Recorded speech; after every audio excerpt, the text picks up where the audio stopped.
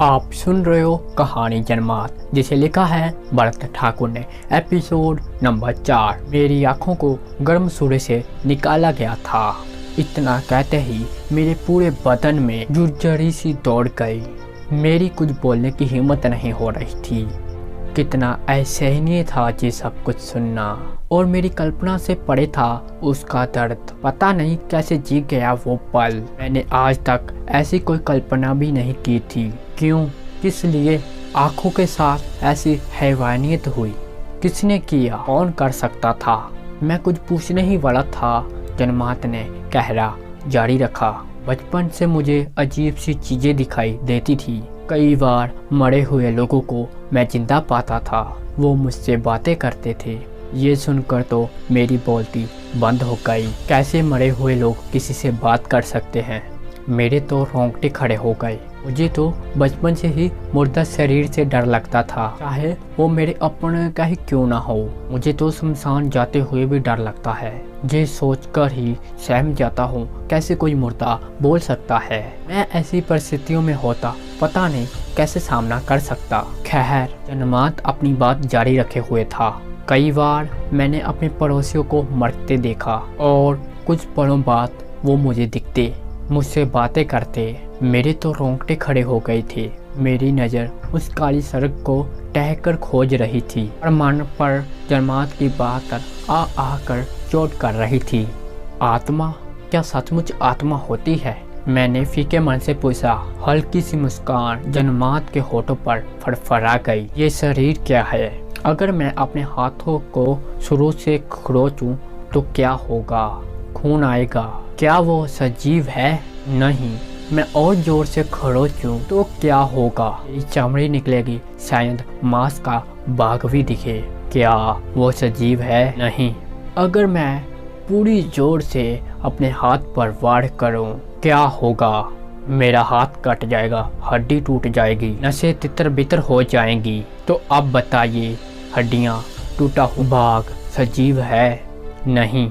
तो फिर आप सजीव कैसे? जन्मात के सवाल जवाब से मैं विकसित हो गया था। सचमुच मैंने ऐसा कभी नहीं सोचा था। मेरे सब एहसास ख्याल सभी निर्जीव चीज़ों से आए नहीं हो सकते। इनमें सजीवता कहाँ से आती है? मैं सोच ही रहा था कि जन्मात की आवाज़ कानों में पड़ी। आप ठीक हो? मैं उसकी आवाज़ सुन सहम गया था। मैंने अपने आप को संभालते हुए जन्मात से वार्तालाप जारी रखा। तो आप कहना चाहते हैं सजीवता आत्मा से आती है और आत्मा के साथ ही चली जाती है? जन्मात ने बड़े ही शांत भाव से उन शब्दों को कहा जो मुझे अनशांत करने के लिए काफ़ी थे। मैं अब तक इन बातों को मनगढ़ंत मानता था। किताबों में इन सब को मनगढ़ंत ही बताया है, पर आज ऐसा लग रहा है इन सब पर विश्वास किया जाना चाहिए। ऐसा हरगिज़ नहीं है कि मैं किताबों पर पूरा विश्वास करता था, पर कहीं ना कहीं मन में ऐसी बातें उथल पुथल करती रहती थी।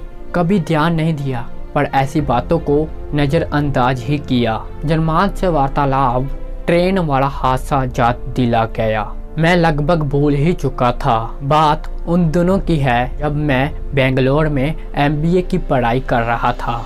MBA के फाइनल पेपर होते ही मुंबई की तरफ रवाना हुआ।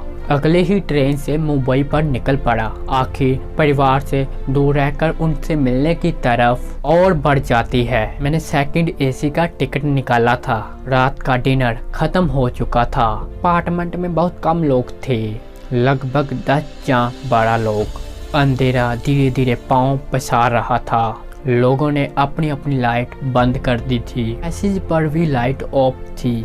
मुझे सिगरेट की तलब लगी। सीट से उठकर दरवाजे की तरफ चल दिया। मैंने दरवाजे पर खड़े होकर सिगरेट फूकी। थोड़ी ही देर बाद लगा अब सोना चाहिए। घड़ी में रात के 12 बजे थे। अचानक कंपार्टमेंट की लाइट बंद हो गई। आंखों के सामने गुप्त अंधेरा सा गया था। अंधेरे में अपनी सीट तक पहुंचना मुश्किल लग रहा था। बाहर और अंदर एकदम गुप्त अंधेरा था।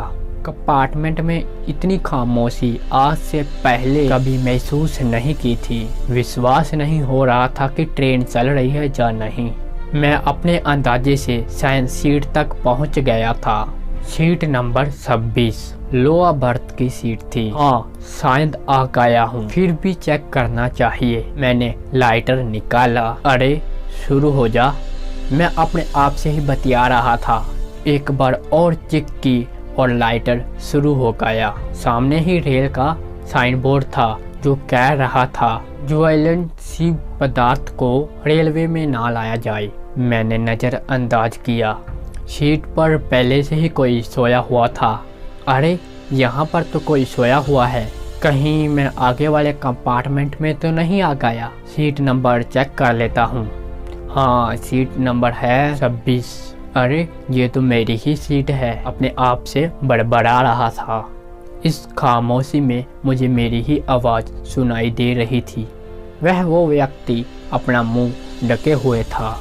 अरे भाई साहब, हेलो, ये मेरी सीट है, मैंने दाव में कहा। उस व्यक्ति में कोई हलचल नहीं हुई। कैसे ढीठ लोग हैं, जरा से लिए अपनी सीट क्या छोड़ दो, दूसरे लोग अपनी सीट को अपनी सीट समझ लेते हैं। अब बस इसको सबक सिखाना ही पड़ेगा। आजकल ऐसी कोच में भी ऐसे लोग सफर गए हैं। जट से उसकी मुंह की चादर खींची। उस व्यक्ति में अब भी कोई हलचल नहीं हुई। अरे अजीब ढीठ है, अब तक नहीं उठा। मैं उसके करीब आकर झुका, हाथ में लाइट लिए हुए उसके चेहरे को देख लेना चाहता था। अग्नि की लो जैसे ही उसके मुंह के समीप ले गया, मेरे मुंह पर डर कर मारी चीख निकल गई।